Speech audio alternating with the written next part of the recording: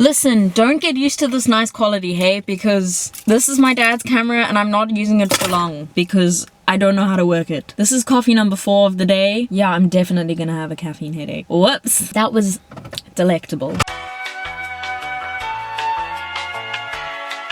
Hi, my name is Sarah. Welcome if you're new. If you're not, welcome back. Childhood is the only time where it's cute to be dumb. No matter how smart you are or you were as a child, everybody was a little bit dumb. Children, you know, they're trying to figure out the world. They don't know what's what and why things work the way that they do. I mean, I still don't, but anyway. Children are trying to figure out the way that the world works, and they use a lot of logic that is not exactly sound. And it's funny. Children are happy little idiots. It's really funny when kids get shit wrong. I was a really dumb kid. Dumber than the average kid. I had a lot of really stupid thoughts, and today I thought I would share those with you.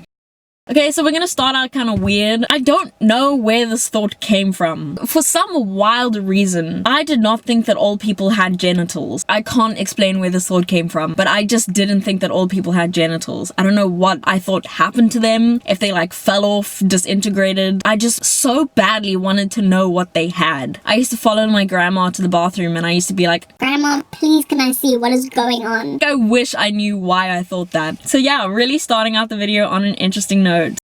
I think almost everyone I've spoken to thought the exact same. This is that the moon follows you home. When you're driving in the car, you know, you look out the window and the moon's just following me. He's following me.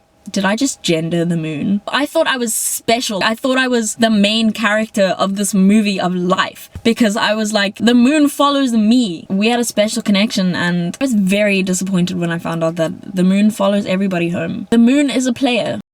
This one, I think other people also thought as well. You know, you have like your remote to open the gate or like the garage or something. So I thought that it worked regardless of where you were. It didn't matter if you were within range of the garage or not. I remember we went to like my grandpa's house, which is so far away from my house. And I was playing with my mom's keys and I accidentally clicked the garage button.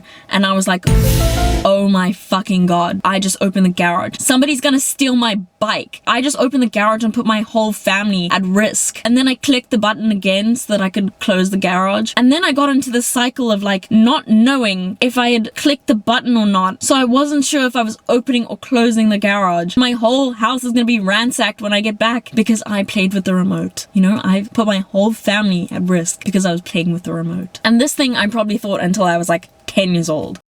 This one was when I was kind of older. I think I was like 11 years old. And that was when everybody like at school started talking about like puberty and periods and boobs and stuff like that. I remember overhearing people talking about periods, and what I took away from that conversation was that I guess I just got them mixed up, but I thought the periods happened once a week for a month. And I was so confused by that. Does this mean that when I get my period, I'm gonna have my period until I go through menopause? I was like, I can't do that. I can't bleed for the rest of my life. And I couldn't figure out like, why would people say that it happens once a week but lasts for a month? That made no sense to me. But still, even though it made no sense to me, I didn't question it. So stupid. I think I was just afraid to talk about it. That's probably why.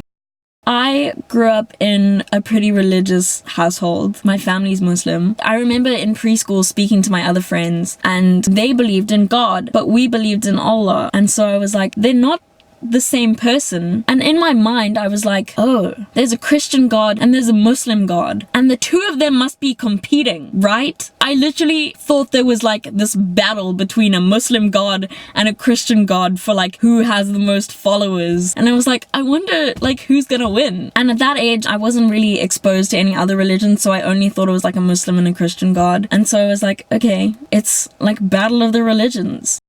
So I don't know why I thought this, because obviously I had seen a globe. There was a globe in my preschool classroom. I had definitely seen one. But I remember looking at a world map and I was like, this thing is flat, but the earth is round. So people just don't know about the other side of the world. In my little brain, I thought that there was this undiscovered other side of the world that just nobody had even thought about. I didn't know that this 2D map was supposed to wrap around the whole globe. That belief in itself is not that funny, but what's funny funny is that I didn't want to tell anybody because I wanted to wait until I was old enough to go and travel to the other side of the world and then be like the frickin' Christopher Columbus of the 21st century and tell everybody, hey guys, I discovered the other side of the world. How cool would that be if I did though? That would have been sick. My voice is like going croaky. This one's whack. This one is my mom's fault. So when I was little, I was not the biggest fan of brushing my teeth. For some reason, I just didn't enjoy it. Obviously, I did it every day, but it wasn't an enjoyable task for me. My mom tried to make it more fun by telling me that I was killing germs, and I felt like a freaking germ buster.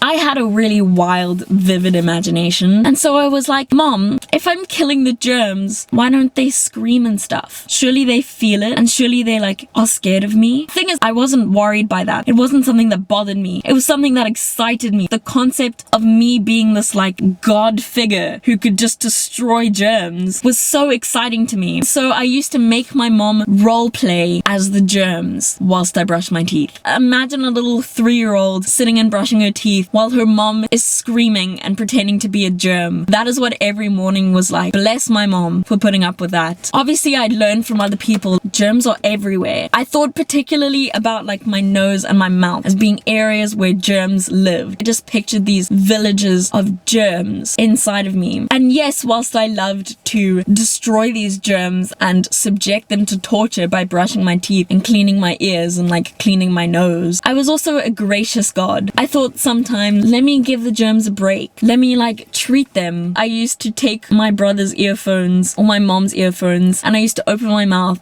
and like hold the earphone near my mouth so that the germ villagers could listen to music. Why did I do that? But at the same time, like, isn't that so cute and so generous? I was just a little girl trying to share the gift of music with my germs.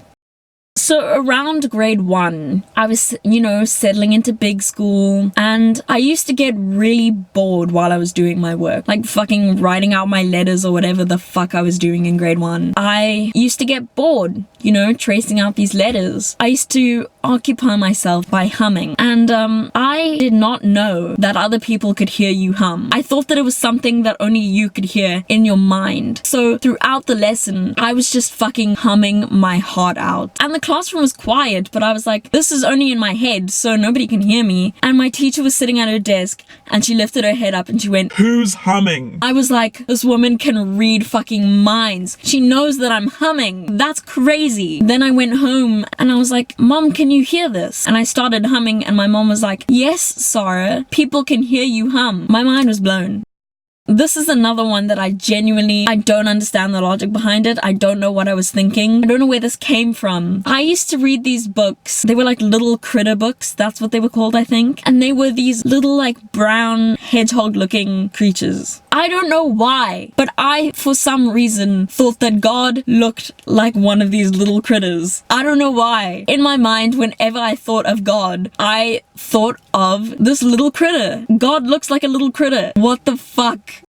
This one is not like a crazy childhood belief. It's more just something that I was terrified of and I believed in for so long. This is all my brother's fault. My brother is 6 years older than me, and so he exposed me to a lot of things that sounds so dodgy. I don't know how to say this in a way that doesn't sound dodgy. Okay, I'm just gonna say it and then I'm gonna explain it. He exposed me to a lot of things that little kids should not be exposed to, like violent video games and scary stuff on the internet, not porn, not the dark web. I just mean like ghost stories, get your mind out of the gutter. I remember 2007, the birth of YouTube. My brother introduced me to the chupacabra. It's this creature. I'll insert a picture of it. It looks kind of like a bat dog, scary looking little thing. We used to watch these YouTube videos where it would be like real chupacabra footage, and it would literally just be like a black dog shoots across the screen. But I was fucking terrified of this thing. I literally thought that this thing was gonna come and like eat me in my sleep. I had sleepless nights because of this thing, and we would look up images of it. In no way did I ever believe that that thing could not exist, because there were pictures. How can they have pictures of something that doesn't exist, I had no idea what Photoshop was. I was 6.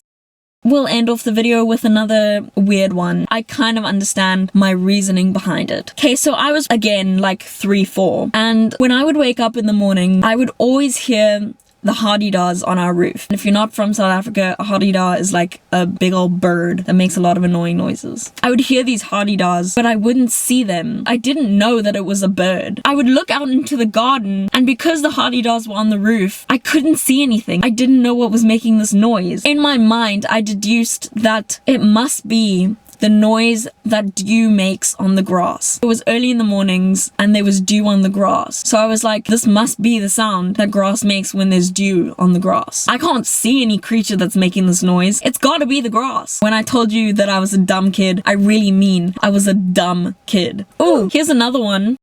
This one's not really a stupid belief, it's just me being genuinely stupid. But when I was 11, we went to Morocco. I remember we were walking the streets of Morocco. There were all these street vendors and they had paintings of Africa. In that moment, I just had so much pride for Africa. Africa's so great. My continent is so great that another country has paintings of it. I turned to my brother and I was like, dude, why do they have paintings of Africa in Morocco? Everybody just loves Africa.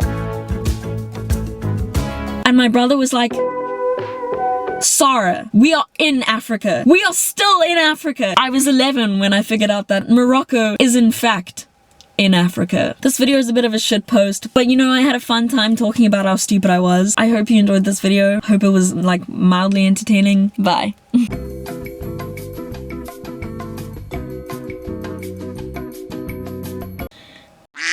Pardon me. I'm gonna bleep that out because I hate burps. I was trying to do my English oral and literally this is the only thing that was playing in my head.